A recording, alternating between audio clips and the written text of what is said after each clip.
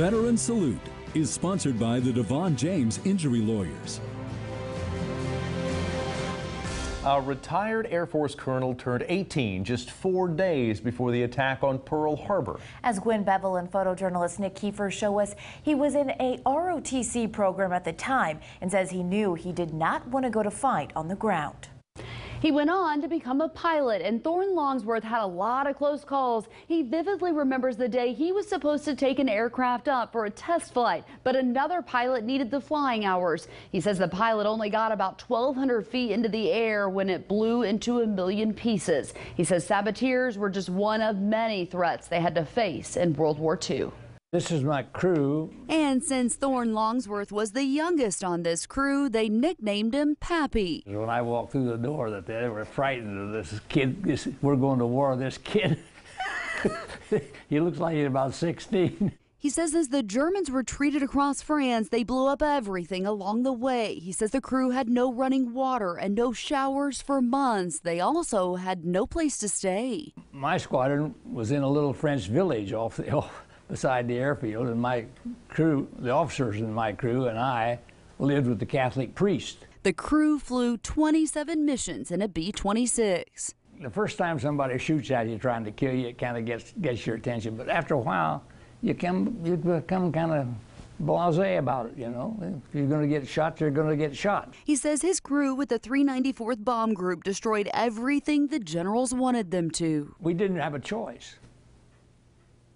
I mean, we were attacked Pearl Harbor and we had to fight.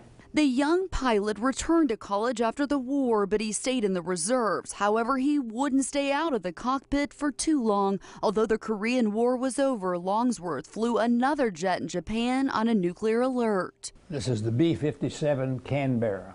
And then he would go on to fly a B-47 for Strategic Air Command.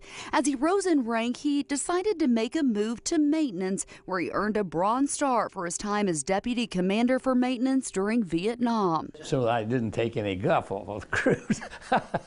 What he did take was hardware, even receiving the Thomas P. Garrity Award, an honor given to the person who makes the biggest contribution to aircraft maintenance across the Air Force. It made me feel pretty good. That's the uniform I wore when I retired. He says the highlight of his entire career was his retirement from Strategic Air Command headquarters. We had about 300 people there from all over the Air Force that I had known.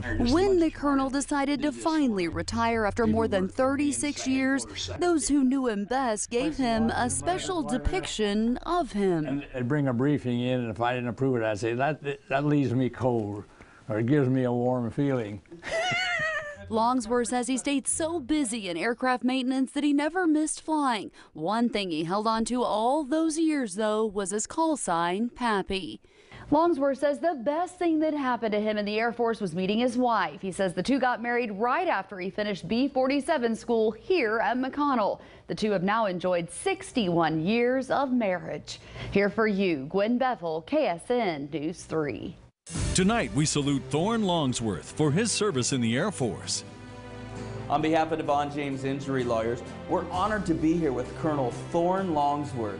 The colonel flew 27 successful missions over Europe in his B-26. Thank you, Colonel, for your service.